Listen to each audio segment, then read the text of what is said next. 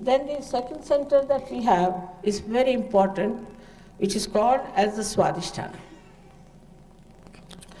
This center looks after physical and our mental activities. Perhaps the doctors don't know that it has a very important work to do, is that it has to nourish the brain with new cells, because all the time the brain is using these cells for its activity. So the energy has to go from this center up there, you can see, and then it nourishes the center, it nourishes the brain through its activity. Now when we are very futuristic, or we are using too much of a brain, I should say, too much of a brain activity we have. We are futuristic, we are planning too much, thinking too much, all the time, thoughts and thoughts and thoughts. That time we are using the energy of this center. But this center has another very important thing to be done, that it goes round, as you see, it moves all round here. It's shown here directly, but it's connected to the center. And it moves round and round and round, and gives energy to this area where we have our liver, our pancreas, our spleen, kidney, and parts of intestines. Now, if you start exhausting ourselves with too much thinking, then the main work of the center suffers, and that's how we develop all these diseases of all these organs. Like, for example, with liver, you develop a liver problem. Liver problem means that liver has a function to emit heat from your body, which is poison, into the bloodstream. But when liver gets upset, we should say, the heat is retained in the liver. It passes upward and downward. When it passes upward, it affects a center there, as you can see, which we call as the right heart, and people develop what we call the disease as asthma. And when it passes downwards, it reaches the kidneys and coagulates, and you get kidney troubles, for which you have to go on dialysis and ultimately to die.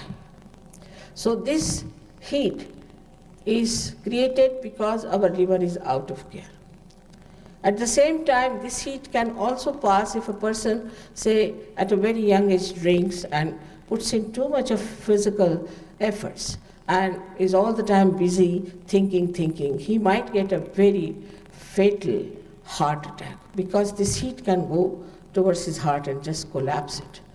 Also, those people work very hard like that can get a very massive heart attack.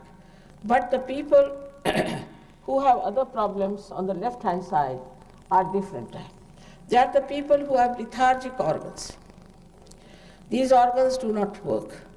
And when they do not work, then they have all the other problems of the left side, as we call it.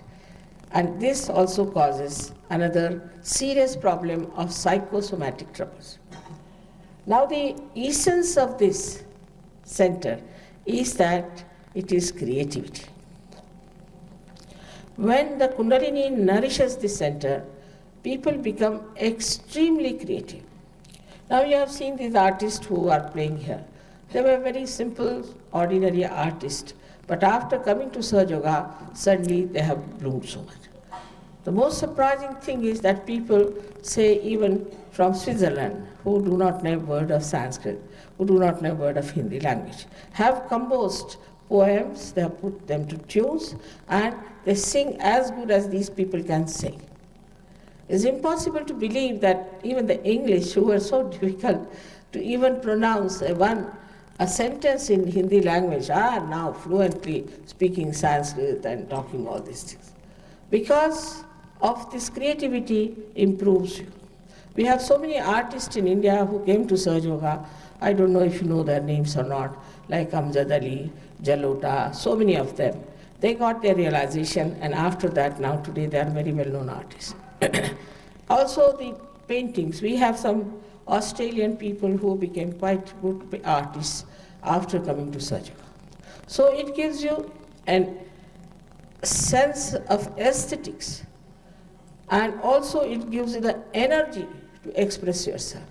Now, if you have the technique of how to create anything, say you want to make a house, or you want to paint, or if you want to do something, moldings, or anything that you want to do, if you have the technique, the creativity, the power of creativity starts pouring in you, and you start producing things on which you cannot even have thought of, and these things happen to a person.